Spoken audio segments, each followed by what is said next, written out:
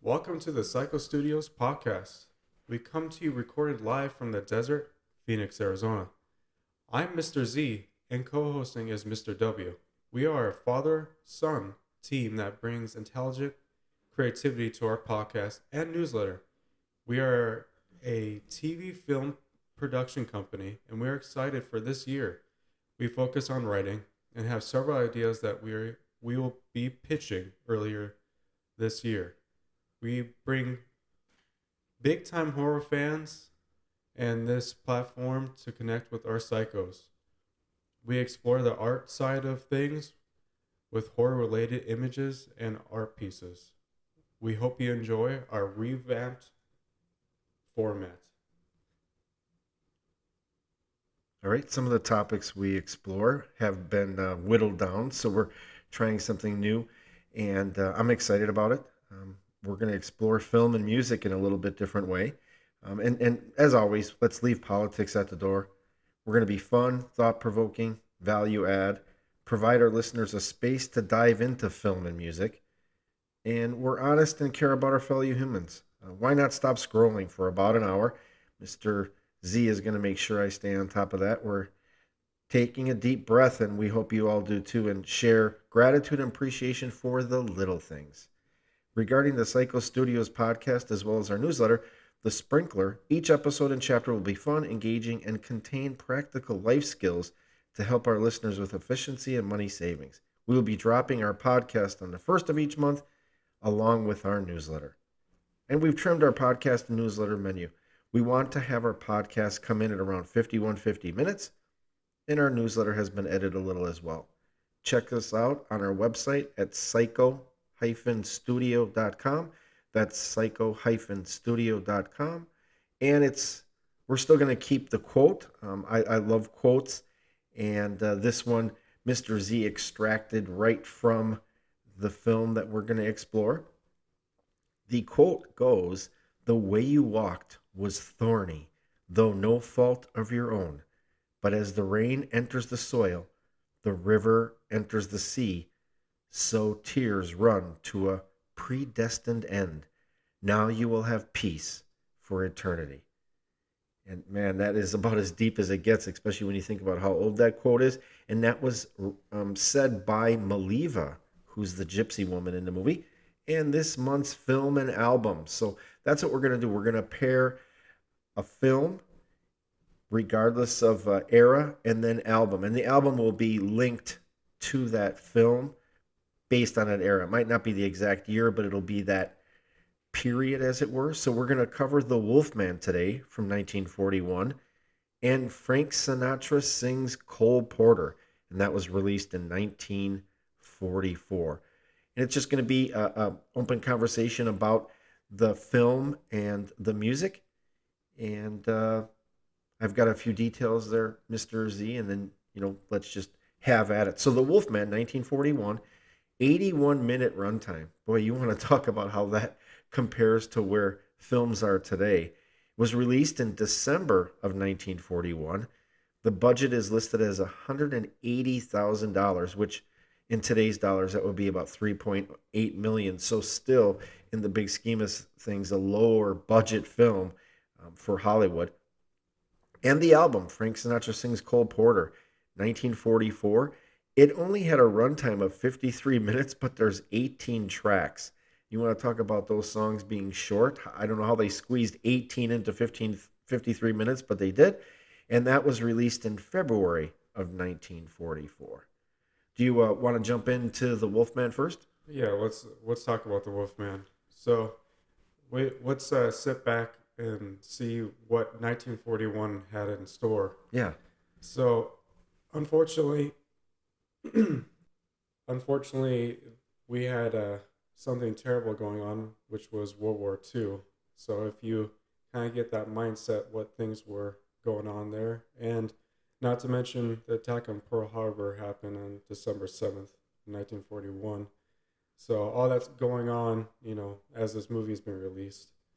So on a little lighter note, Citizen Kane came out that year as well to kind of give you a frame of mind what kind of movies were on the table.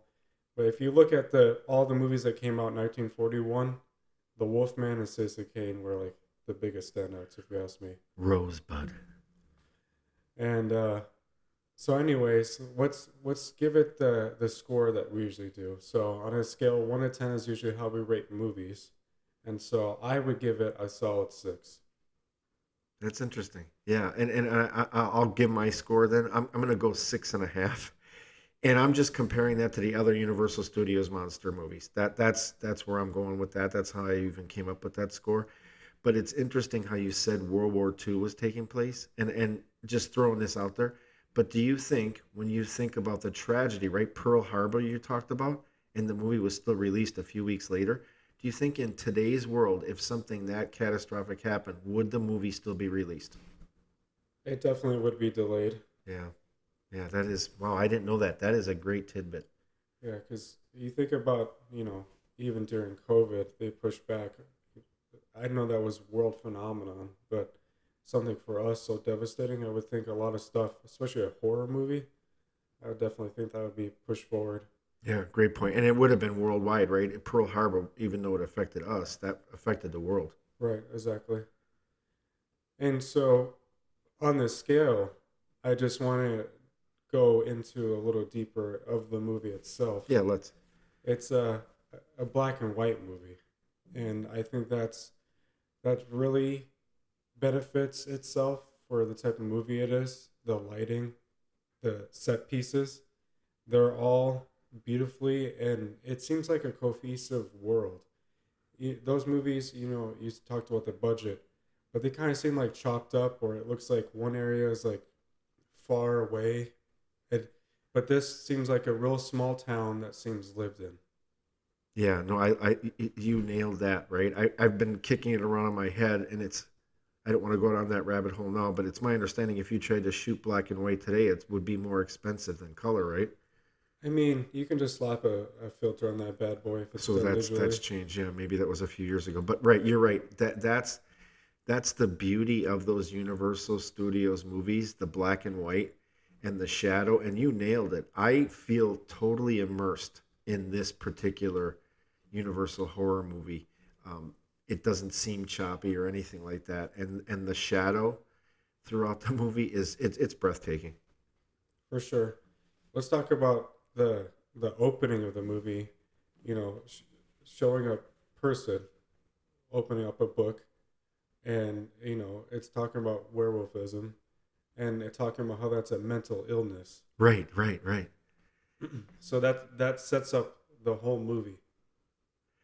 Well, yeah, because when you jump ahead and the doctor, he's and I always pronounce this wrong, but I think it's like lycanthropy, you Yes, know, it is. and it's an actual medical condition of somebody who believes themselves to be a wolf. Right, But the book touch is really something. right.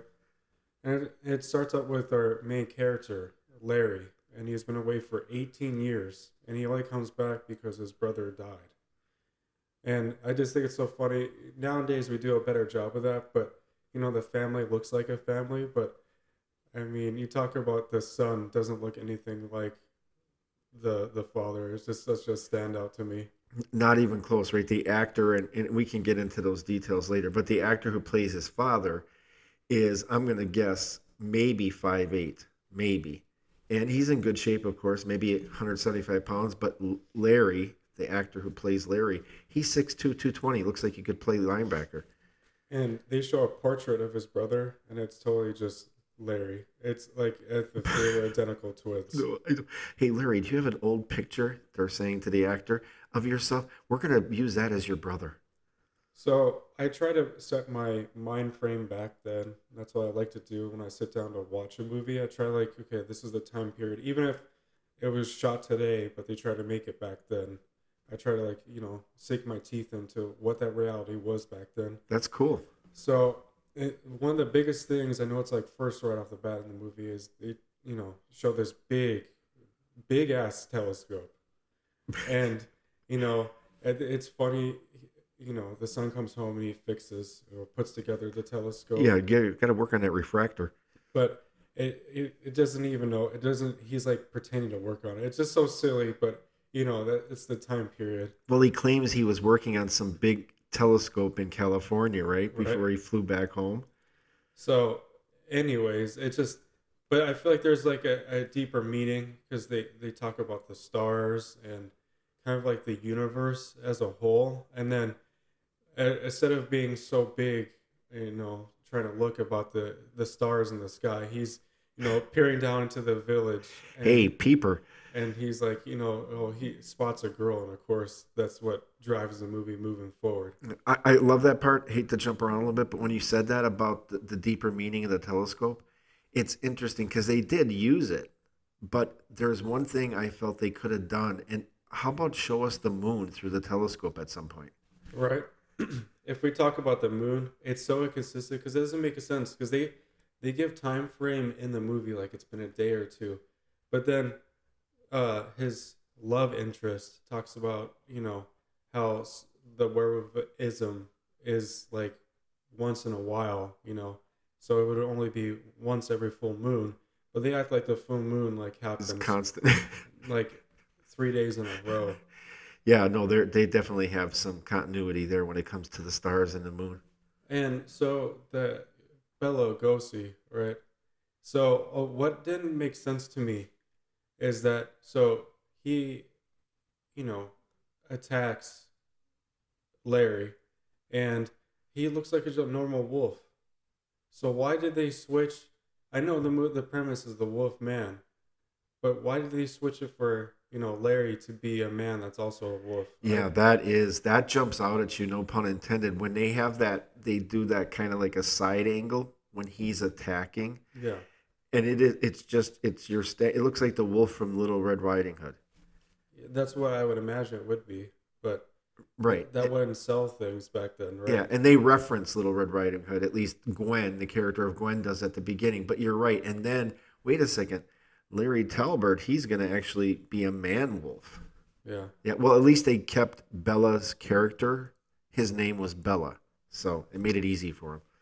And it's so striking to me, like the centerfold, no politics at all, or anything bad about gypsies, but it's so crazy what the centerfold they are, and like how badly they are talked about in Ooh, the movie. it jumps off the page, and I guess that would still be considered racism. But the way that they allude to the gypsies, which you see throughout so many movies, there's even a '60s film called Vampire Circus, and there's gypsies in it, right? And it's all derogatory. Even we're talking about 1960s, so 20 some years later, it was still the same theme that the gypsies are dirt. Yeah, it's crazy. But moving on from that, the music in the movie is 100% stellar. But I swear, if you close your eyes and you're just listening to some of the notes, like when they're in the cemetery, I swear to you, that's Star Wars. Like Nice. the orchestrated parts so Yeah, strong. Like there's no way they didn't listen to that and form some of that string notes into Star Wars. that would be John Williams, right? Yeah. Yeah, no, that's a great call out, and you know your Star Wars, so I'm definitely gonna run with that. That's for sure. That's a great tidbit. And I just, for me, the movie has some deeper hitting meaning themes throughout it if you really like reach in there. But one of the things that was very good, I think, consistent throughout the entire movie is that the silver cane with the wolf's head. I mean, ever since he picked that out and they thought it was a dog, well, Larry thought it was a dog, Yes. What kind of dog is that? but uh, they moved the entire movie, and ultimately, the father kills the son Larry with the wolf's head cane. And it is a really cool looking cane too. Like besides the fact it's a great prop. It is.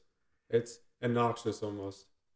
Well, and it's I thought it was so well done because especially if you watch what I don't care what decade, but watch werewolf movies, there is oftentimes the issue with continuity and that and retaining that the silver is what can kill a wolf man. And the fact that they set that up right at the beginning is beautiful how they tied that in. Right. I wonder if you noticed this part of the movie. Okay. So when they're going to the party where everyone in the town's going to where the gypsies are throwing It's that like a a big yeah, event. festival. Yeah. So there's a scene where Larry, like, you know, is freaking out, and there's so much imagery overlapping. Like, I don't think I ever saw something like that, or years prior after that. Like, that imagery, I don't know how they thought of dissolving that together. But, it's not CGI, but it was very dramatic, and I would say it almost whiplashed the entire movie from that point, because there's nothing else like that in the movie, but it's done so well. No, that's cool. That's when he's shooting at the arcade piece, right? And he sees When the wolf. when he leaves from there, Yeah, and he starts to have those. Yeah, like no, visions. no, you're right. It does. It's striking because, like you said, by contrast, either before or years and years after, you didn't see it, and it No. really, man, you that's a great call out. That gave me the chills. And I think that they really had something, magical with the movie, but they kill. It's such a weird movie because I think that they really wanted the monsters to die, but what they struggled with the later movies is that even the same character was alive, but he was always asking for death. So that same Carrie Larry, which is played by the same actor, Yeah, his quest in every single movie after that, no joke, I, is to please someone kill me. yes, it literally is. It literally is. And the foolery that they do with the other movies, don't even get me started, but basically usually they freeze them or mind swap. Like, they were just grasping at straws, but they made so much money back then. Yeah, yeah, they did. And it's too bad if they had kept a more grounded path and thought about the fact that they were going to do those sequels, they could have had a better storyline. Then, like you said, it's freezing, it's mind swap, it might be both. So yeah, that's another that's another great call out. It is. He literally does say that, and he was in 4 sequels after the Wolfman, playing the Wolfman. And also playing Frankenstein. Right, right. Good call. Good call. Lon Chaney Jr. So, uh, like you going back to what you're talking about, grounded. I really felt like that this Wolfman movie did feel really grounded in reality. Like, there was nothing obscure, nothing crazy. It had great dialogue back and forth with all the characters. It was definitely, I would feel like, the most grounded of the Universal monsters at the time. Yeah, no, great point. Maybe Creature from the Black Lagoon, but that's some 16 years later. Yeah, that's definitely that's an all involved universe. Like, they move from town and then onto a boat. Like, that's a whole world building scenario. This one's a small town. Yeah, it is definitely a smaller universe, as you say. Do you want me to run through some stats? Not yet. Okay. Uh, I think the story overall. I think is great with the fact that it's a man that's been gone a really long time and feels out of place, even if it wasn't for this extreme case, like about him being bit. It would be very traumatizing to be gone 18 years and then your brother. I don't know. They don't explain how close they were. Right, Obviously, no. not that close for 18 years, Sure. but he comes back and then all this is happening. I mean, it's they did what they could, and knowing a little bit of background about the movie when it was being made, it's kind of crazy they even developed this much of a story. Yeah, especially we're at 81 minutes, so it's not like they had a whole lot of time to do character development, but I think the character development in that movie jumps out compared to a lot of movies that are running 2 hours. So that's a great call. And then when you think about the fact that he was living in the States in his formative years, right? I believe the Wolfman's character is in his mid 30s. So he was living in the States his formative years for 18 years. He comes back. You talk about being an outsider. That's a great shout. For sure. And I just would talk about a little bit about Larry, the actor himself. Lon Chaney Jr. Right. So he was beyond reluctant to even play the Wolfman or play any horror icon for that matter. Why? His father, Lon Chaney Sr. Right. What was he? Well, he was an actor, and he goes down in the annals of movie history when movies were first starting and they were silent. He was the man of 1,000 faces. He groundbreaking makeup effects, and he did them all himself. And his dad said, Lon Chaney Jr., don't go into movies. Right. It's it's kind of crazy. You think about him as an actor. What what do you think of him in any other movie? You don't. The Wolfman, and that, that's his legacy. As much as maybe you frown upon that, but I think by the fourth movie, he probably was like, yeah, this is, that's my career. Well, and he did say in a couple articles that he was very proud to have played the Wolfman. I'm sure he was reflecting on it once he had extricated himself from it. But having done 5 movies playing that character, he ultimately was very proud of it. And I mean, he tried his best to, act away from that even before the Wolfman and Mice and Men. Oh yeah, of And Mice and Men, he's good in that. but a very small role, but it made him critically acclaimed. I mean, just that standout alone. But then, of course, it's hard to stay away. But he then replays the role of the Wolfman several times, like we talked about. I mean, Frankenstein meets the Wolfman, and then he also was in House of Dracula. It's Yeah, just, that's a rough one. yeah, And then don't forget, right? Do you have the Abbott and Costello one listed? no, Yeah, so you have Frankenstein meets the Wolfman, and it's with Albert Al, Abbott and Costello, which did a series of movies with the Universal monsters, and it's really hard to watch that because it's like the Three Stooges meets the Universal Studios monsters meets Abbott and Costello. It. I didn't enjoy it, but those movies made money, every one of them. yeah. He also, he did, like I said, the Frankenstein's monster, and then also did the Mummy's Tomb as well. And that was in a year later, actually, the Mummy's Tomb, 1942. And he did he play the Mummy? Because I'm not that familiar with that movie. He did. Wow. What else you got? You want me to jump into some details? Sure. All right. So just give a shout out to those that were part of the making of and acting of the 1941 The Wolfman, produced and directed by the same guy, George Wagner. And then as Mr. Z said, we have Lon Chaney Jr., who played Larry Talbot. He had a big career in the big scheme of things, if you look at it. He was famous for the. He was 67 when he passed in 1973, so obviously rest in peace.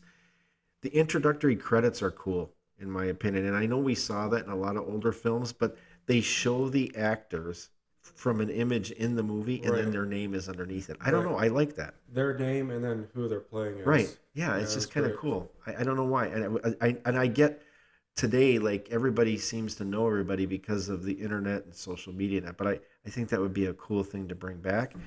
I just real quick, Yeah, of you course. just jumped around the director. I think it's great to point out that what role did he play? He significantly the narrative of the Wolfman myth today. I mean, think Spawned it. about that. Yeah, what, 100 films? Yeah, I mean, that's not an exaggeration, right? It's like, I know it's the writing side, but it's like the, his name is escaping me right now, but the guy who wrote um, Dracula, Bram Stoker, or when he first wrote it, he was known as Abraham Stoker. You think about how many movies respond from that. So that's a great call out to that director. I don't know if he gets enough credit for what he did and how he did it. And then also a few of the other cast members. So we have Evelyn Akers. So she played Gwen, and she was in at least, I think, 2 of the other sequels playing the same character. But the buzz was that her and Cheney did not get along at all. yeah, totally. I read that. You saw that too? Okay, so that backs it up a little bit. And then of course, we have Bella Lugosi as Bella. His character bites Larry Talbot, so he was pretty familiar with that, right? He was claimed to fame 10 years prior, was playing Dracula. And I can see us going down that rabbit hole at some point because Bela Lugosi is an amazing, well, he has an amazing story outside of Hollywood. So definitely get to that. Claude Rains, which is one of my favorite old actor names, Claude Rains. He played Sir John Talbot, right? So Larry's father. He was in The Invisible Man, and he had a huge career. He was probably the biggest star in that movie, and his star shined bright pretty much his whole career. And then we also want to give a shout out to Ralph Bellamy. So he played Colonel Montford, right? He's the one that he was basically the constable or the police officer. He many years later, so we're talking this movie was 1941. Fast forward about 30 years, he played in a movie called Ghost Story, which had a lot of critical acclaim, and he was much older, but he was great in that particular movie. And then he was also randomly in Trading Places, and he played one of the older white bigots that really drives the movie, and he was perfect in that too. So I love to see those little nuggets where you see somebody that has a smaller role in a really old film, and then fast forward 30, 40 years and they're playing something viable, kind of like Michael Caine. It was the second Universal Pictures werewolf film, right? So the first one was actually called Werewolf of London from 1935. Any thoughts on that? It's crazy to think about that. We had discussed this prior to the podcast, but the makeup effect artist, right, Jack, he the the Wolfman in that movie, Which one? The Werewolf of London? the Werewolf of London, Got it. he didn't want his face to be covered up, so that all that time that he spent, making that makeup for him to Damn. wear, Yeah. uh, unfortunately, was seemed to go to waste, but he kept it, and that's actually what he used to for the Wolfman 1941. That makeup effect that you see on Larry, that's a Yeah, 6 years it's, later he repurposes it, and look at the success that had, right? right. I don't know if you've seen The Werewolf of London. I have, It looks odd, like the guy's face, because you can tell that they just keep the hair away from his face. yeah. It just doesn't look right. So I didn't enjoy that anywhere near as much as the 41 flick, but it is interesting, and that's a great call out about the makeup effects.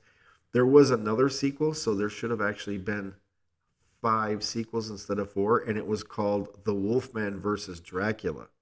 And I don't know if you had heard about that or not, but the studio shut that down and they ended up not making it. Yeah, I would have liked to have seen that one, I was gonna especially. say it was a national tragedy, actually. I think so because if they, and I don't know that much about it, I didn't dive down that one. But if they would have had Lon Chaney Jr. as the Wolfman and Bela Lugosi as Dracula and combined those atmospheres and those two actors in their iconic roles, it could have been better than maybe the original Wolfman. So we'll never know. It was released. The Wolfman was released on VHS, yes, videotape in the early 1990s. So you think about that. There was like 50 years passed before it was available to be seen in your home, other than TV and cut up. But so many movies and I should say just films, period, were just like that, though. Yeah. No, it just, for me, it's like astonishing to see those numbers and then do the math. Any guess when it came out on DVD? Want to guess? 2000. That's a great guess. It was 1999. They released the DVD. And then how about Blu-ray? You want to take a stab at that? Well, I think they did all the remasters together, so let's say 2010. Wow, another good guess. 2013, the Blu-ray came out. Gotcha. And then Mr. Z alluded to this earlier about the meanings, and ultimately, when you boil down any movie, it's what it means to you, right? But there's so much talk about movies in general, but when we look at this movie, they talk about the fact that some people that are movie critics and they're maybe even have PhDs, and they talk about how it was kind of like an interpretation that it was about puberty. And when I read that, I thought, boy, that seemed a little bit odd. But to each his own. I couldn't link it to puberty when you think about how old Larry Talbot's character is, right? He's in his 30s. How would there be a linkage there with puberty? Yeah, so I don't know about puberty, but maturity. I mean, I feel like that maturity actually does not extend once you pass 18. Yeah. Oh, you're an adult now. No, just like that, you're mature. Yeah. But the thing is I feel like it's life experiences that mature you. Yeah. No, right. And we don't. And he really got a handful in a short period of time once he went back to England, right? Right. No, that's a great call out. And some have written that also they talk about, and I see this all the time when it's horror movies. There's always critics that link those movies to the wars at the time. And sadly, it seems like there's always wars going on. It just seems that way. And that definitely was a prominent theme when you talk about the horror movies from the 70s and Vietnam. So I don't pay that any mind either because there's always wars going on. To each his own if they want to break it down that way. But yes, it was a tragic time going on. I look at it as wow, they actually made a movie in the middle of World War II and released it. Well, I don't think there's any linkage at all. They don't talk about it. They don't Sure, allude to it, and it's actually kind of hard to tell what time period that actually takes place in. good point. So it also makes it kind of endless. Yep, timeless. Yep. So it's just, I think in that time period, I think it was released just in time, and it's one of those things that I feel like a lot of people could take their mind off of the tragedy of things that were going on too. Boy, I love that. That's so well put. And I'm just saying that that's what you read so often when you look up movies, especially horror, that there's always this tie-in to the wars going on. And I just think that that's an odd take and it really doesn't have a lot of teeth to it. And I really like the way that you put that. So let's also talk about the music. As Mr. Z said earlier, the music is amazing. He said that he's pretty darn sure John Williams at some point or somebody associated with the composing of the music for Star Wars listened to that movie and I don't know if you'd say they lifted the tracks, but they definitely had that ear with it.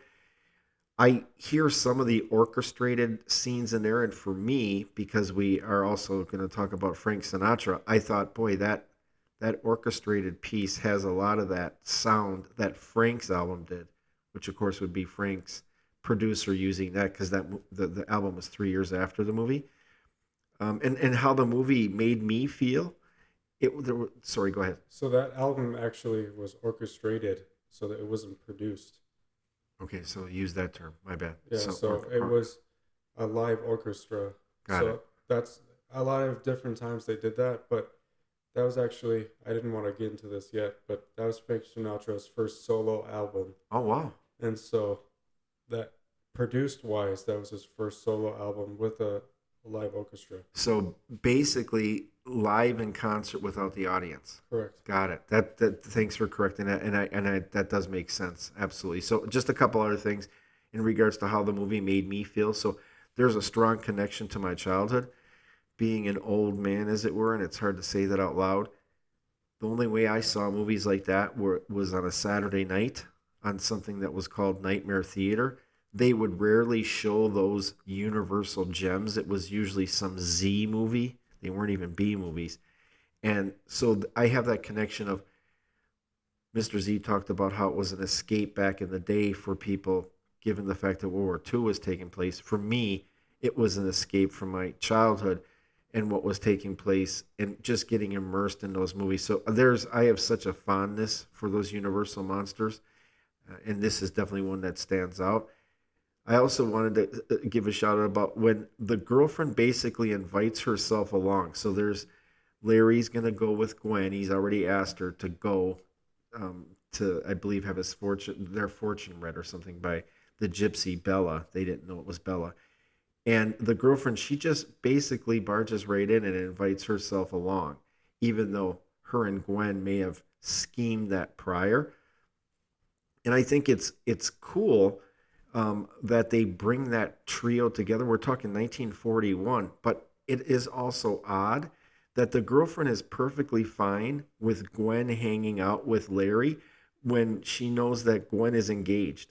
Like especially in those times when things were so strict and above board. And I think at one point they talk about Gwen, the villagers, about her being maybe a hussy. They might not use that word, but I just thought that was interesting. And I also wanted to say that girlfriend, we're talking 1941, the fact that she wanted to come along, I think she might be one of the earliest horror movie cock blockers. So I'm just throwing that out there. I don't know if you caught that or not. Nice, good one. And then also we talked about this recently, the church part. It's there's not a lot in it, but it's an 81-minute movie, and you've got that priest, and he's chastising the gypsies about the way that they're going to bury Bella, as a pagan ritual. Well, I think it's interesting too when Larry is walking in and he's told to go to church. And again, going back to feeling like an outsider, he no, it instantly feels like he doesn't belong. Yeah, right. They're all pointing and looking at him. No, those are excuse me, those are good points. I wanted to talk about how the movie affected me as when I was way younger, Yeah, yeah, I want to hear that. seeing all the Universal classic movies.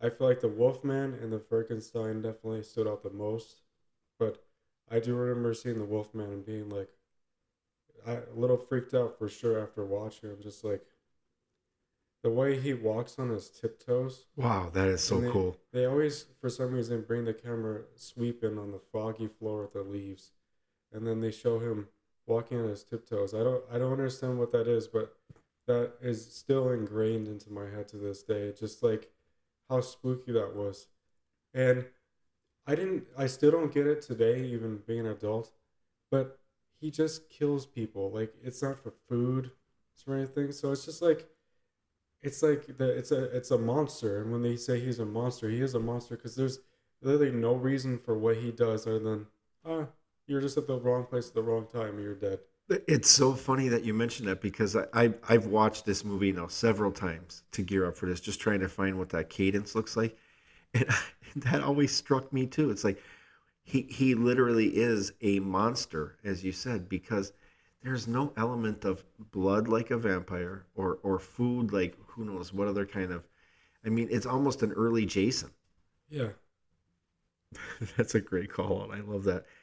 All right, so bouncing around a little bit, but I definitely want to continue with about the film and how it makes us feel. So I felt, and this ties into what Mr. Z said, and we didn't share our notes. We want this to be fresh and coming from our own perspective. And man, Mr. Z is blowing me away with his insight on this movie. But for me, it was showing what happens when a family is not close. The one son leaves the estate to pursue other interests outside of that country. And ultimately, it leads to a tragic return. He returns because his brother's killed. I believe it's in a hunting accident. Right. And there are numerous points throughout the film where the father is stating things he notices about his son. Just these random statements that Sir Larry Talbot or Lawrence, what's his name? John Talbot. He's sharing like with whoever is with him. And it's clear he doesn't know his son at all, which makes sense, 18 years away. But just the fact that there is that, you can tell now that the father really does want to connect with his son. It jumps out at me. Maybe it's because of the way my childhood was, but it just seemed like he never knew him. And then you've got the wealth being a factor too. How the son visits Gwen, right? And she's the daughter of this lowly shop owner where Larry gets the cane right after he has seen Gwen with those dangling earrings by being a peeping tom with the telescope. And then Larry bowls his way into her life, right? He's just, regardless of the fact that she's engaged, she might as well have said she was wearing a red dress when she said she was engaged. It didn't even matter to him. And I just felt like a lot of that was the way that he felt, even if he had been gone that long, he knew that, look at the estate he lives on and the fact that the guy that Gwen is engaged to works for Larry's father, right? So it just seemed like that wealth piece was there. We talked about how the town looked at Larry, especially after what happened to Gwen's girlfriend. She's murdered by the wolf, and they really blame her because she was hanging out with Larry and she's engaged, right? Right. And then the tragic the nature of Larry's fate, right? He's so young. He's finally back to his estate. Maybe him and his father are going to repair that relationship. Who knows what would happen from there? But his fate was almost sealed within the first 10 minutes of the movie. Yes. And he sees the wolf, he kills the wolf and gets bit by the wolf. He's trying to help somebody, right? But then he doesn't talk about it, but he does come to the conclusion and realization that he did kill and the man. The man, right? And when he's in the crypt, he does break down and cry because he does know whether or not if he wants to admit it to anyone, he knows that he did kill a man. Yeah, that just gave me chills again with that call out there. His emotions that he shows in that movie are, and I don't think he duplicated it in the No, sequels. he did. That's the thing. He stood Yeah, out of all the other characters and even Bela Lugosi. sure. His acting is so great compared to all of them. And it's so funny how, and again, he said he was proud of those movies, but you would have thought that he would have been as big of a star as, let's say, Claude Rains, because he showed the range Yeah. in a horror movie. No, that's a great call. And then we talked about it earlier, but it's the reflection on the gypsies and how they were viewed. Boy, that stands out. And that's, I hate to say it, but that would be racism for sure. So this last stretch of our podcast, let's go over Frank Sinatra. Okay, I'm so I sorry. so I can't go over any other tidbits real quick on the Wolfman. If you want to. Okay, just real quick, I'll fire through them. You can comment as you see fit. So these are random things that I love. They used yak hair for the transformations. The Wolfman disguise was originally to be used in The Werewolf in London, which Mr. Z called out. Critic Leonard Maltin, who was big for his time, gave the movie a 3.5 out of 5, but he called it one of the finest horror movies ever made, which doesn't add up if it's a 3.5. He called out the makeup effects, mood evoking music, and Chaney's performance, just like we have, without reading his critique originally. The poem was not from a legend, as many thought. It was written by the screenwriter Kurt Sidomak, if I'm saying his name right. Every man who is pure at heart, says his prayers by night, can become a wolf when the wolfsbane blooms. So interesting about wolfsbane is one of the most toxic plants to be found in the UK and Western US. The toxins in wolfsbane can cause slowing heart rate, which can be fatal. And even a small amount that is consumed can lead to upset stomach. The poison can also act through the skin if you have an open wound. And it's interesting because the movie constantly uses the term wolfbane, but it is actually wolf's bane. And then we talked about Chaney real quick. He was 6'2", 220, was a stuntman at the start of his career, didn't start acting until his father passed away. We said his father didn't want him in Hollywood. He was known to be a heavy drinker and smoker throughout the bulk of his life, hence the shorter life. He had a reputation of being sweet and sour. His first wife divorced him due to drinking and being sullen. If you can imagine, that was a thing. He was just really sad all the time. I need to divorce him. He had two sons, and he is survived by a grandson who appears at HorrorCons. And Lon Chaney Jr. spent his time after retiring from acting compiling information on a book, which was to be about his father and his time in the movies, and the book has yet to be completed. And there's a lot of other werewolf movies, just real quick, that spawned from this. Mr. Z talked about that. We have Wolfen with Albert Finney, Wolf with Jack Nicholson, Frankenstein Meets the Wolfman with Chaney, Silver Bullet, based on a Stephen King novella, Van Helsing, I have with a question mark. Yes, there is the reference to the Wolfman in there. Twilight, let's not forget that. Underworld, The Howling, one of my favorite werewolf movies, An American Werewolf in London, and The Wolfman with Benicio del Toro. So, any comments on that? My favorite's Wolfen. Oh, I have to watch that this weekend. And No, his shout hair out. was perfect. Good old Warren Zevon listening to that this morning to prep for this. So Frank Sinatra sings Cole Porter. What do you got for us, Mr. Z? Well, don't we want to talk about Frank Sinatra as a person real quick? Yeah, we gotta. He's what was he one of the most interesting? He could have shown up on our interesting individual of the month in our newsletter. Funny enough, he was born December 12th. Really Yeah, interesting. Okay, 1915. And 1915. Wow. in Holbrook, New Jersey. Oh yeah. Shout out to New Jersey. And he passed away on May 14th, 1998, believe it or not. He was 82. It's kind of crazy to think about. It wasn't, I mean, it was a while ago, but Not that long not ago. that Right? long And you ago. think about how what did he experience from the 1915 to 19 what year was it again? 1998. 1998. 3 years after another special event. So yeah, interesting. And he was an only child of Italian immigrants. Oh wow, I didn't know that about the only child. I thought he had a sibling or two. That's interesting. And then at a young age, he showed interest in music, and his mother uh, played a significant role in nurturing his talent. Yeah, she sure did. She took him to his first talent show that he won. Right, and he was part of the big bands era, Big band, baby. and that was such a big phenomenon, especially in the early 1930s to the 1940s. Whew. He was huge. He was very popular at that age with young female fans, Oh man, he was a crooner, right? That's that sense, right? And they were fainting over him. right? And this nickname he was given back then was the Voice. Right, the voice. That is awesome. I love the fact that you said that. So I had mentioned that I thought he should be the Velvet Fog, who that nickname was Mel Torme, who was another singer, and I always thought he was the poor man's Frank Sinatra. But you're right. I mean, his voice, that really fit him. And so the rest is history. His solo career took off with this album that we'll just quickly, go over real This quick. was the big one. Huh? This was the jumping off point. That's Yes. great. That's great. So, what's on a scale of 1 to 10, just like we rate the movies, what would you consider this album from 1946? 44. Sorry, 44, you're right. And so with that being said, am I comparing it to just like Frank's catalog when I'm doing that review? That rating, I mean? Yes.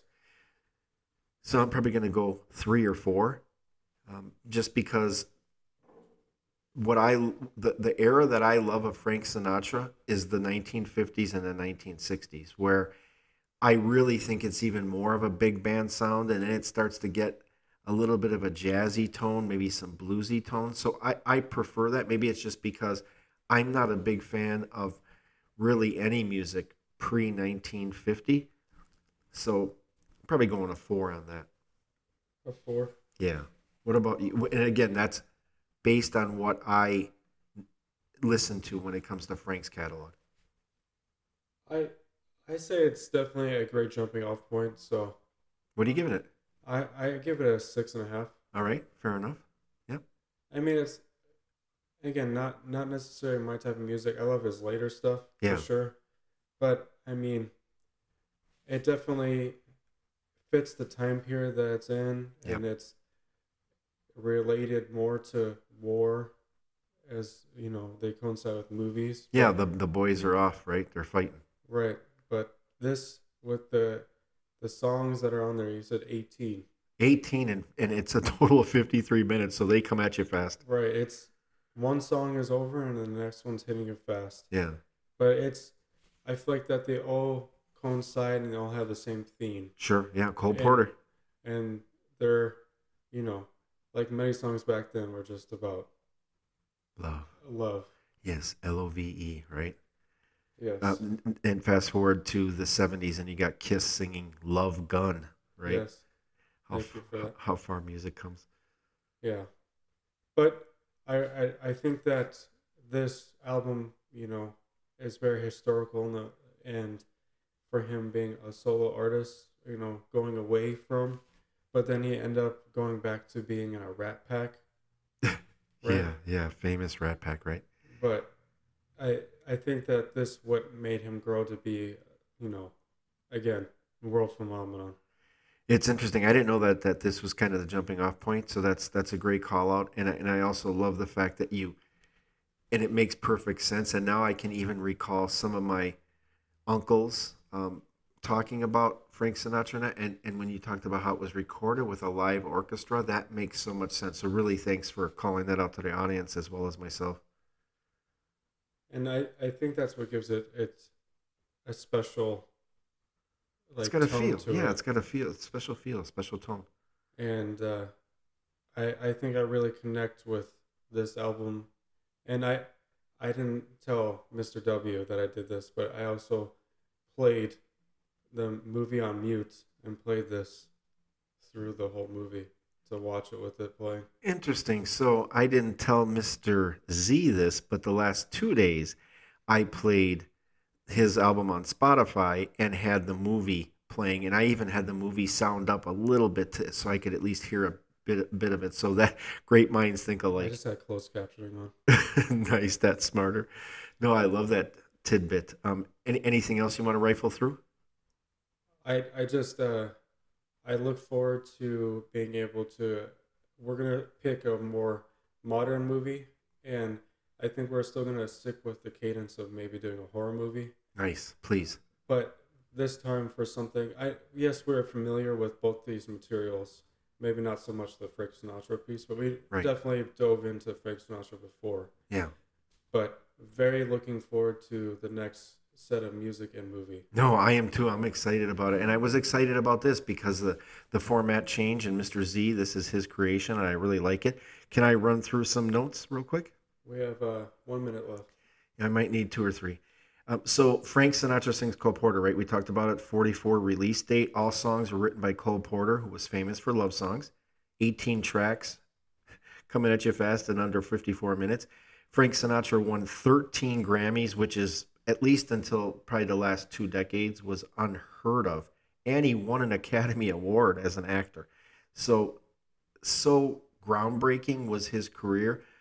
That's so commonplace now, maybe that somebody sings and does well and then they can act, but at the time that was unheard of. And to win an Academy Award, he was a favorite for GIs and their brides, World War II, 1939 to 1945. Sinatra sang all the tracks on that album, and he was accompanied by Rosemary Clooney on one track. Yes, the aunt of one George Clooney. The album is lighter. It's less hip Sinatra. It's all about love, as Mr. Z said, which makes sense because of Cole Porter. Cool note, Frank talks during some tracks. I love that part. To those recording and or the audience, and I know there wasn't an audience per se, my favorites on the album were Don't Fence Me In, Cherry Pies Ought to Be You. That had some really dirty horns in it. You Do Something to Me, which had a really big band sound. And then we talked about he did sing every track alone except for the Cherry Pie song, which Rosemary Clooney did the backup to. The song You Be So Nice to Come Home To. What the shit? Frank is talking to like a little boy and asking him about his mom. And then he goes right into that song about You'd Be So Nice to Come Home To. I wish I could sing. I much prefer newer Sinatra, 50s, 60s. My dad and my uncles had worshipped Frank. We talked about his death already as far as the era or age. He was known as a crooner. And then we talked about the fact that this was his big album. He was Elvis and the Beatles before there was Elvis and the Beatles. Singer, actor, megastar, Academy Award winner, ties to the mob in the 50s and 60s, leader of the Rat Pack, which Mr. Z talked about. FBI kept tabs on Frank for 40 years. A few other tidbits. Remember hearing about Frank's son, Frank Jr., being kidnapped in 1963? His son was released by the kidnappers and they were arrested before money exchanged. Don't think that Frank's friendliness with the mob didn't come into play with that. And his daughter Nancy had a singing career, but her really only big hit were These Boots Are Made for Walking. The Beguine, so I don't know if I'm saying that right, but that's a title of one of the songs, and I'm like, what the fuck is the Beguine? So the Beguine is an Indian style dance that is like the foxtrot, and the foxtrot was huge during World War II. I wonder if you and I were born into the right time because of the music, Mr. Z, because I am not enamored with that type of music, even though I appreciate it. So maybe it is the era you're born in. And then the 1950s is when Frank really started to swing. Another one of his nicknames was Old Blue Eyes. Have you ever heard that one? Of course I have. And anything else you want to mention before we close off? Sign No, off. we're at a wrap here. Okay. Thanks for listening to episode 7 of Psycho Studios podcast. We will end each episode with one takeaway. So I know you said you're really looking forward to the next one. Any other That takeaway? was my takeaway. Okay. So that's Mr. Z's takeaway. My takeaway would parallel his. I'm really looking forward to the next one. And this one was really great. It really allowed me to get in deep with both of these eras and topics, and I loved it. We'd love to hear from our audience. Comments, feedback, and suggestions are welcome. Email us at psychostudio66@gmail.com. That's psychostudio66@gmail.com. Reach us at our website, psycho-studio.com. Reminder, our podcast, newsletter, and more can be accessed through our website. We make announcements on Instagram and X when we drop new content, and our podcast is available on Spotify, iHeartRadio, Google Podcasts, and Music. Amazon Music, and Audible. Be safe and stay psycho. That was episode 7 of Psycho Studios, the Psycho Studios podcast. Thank you.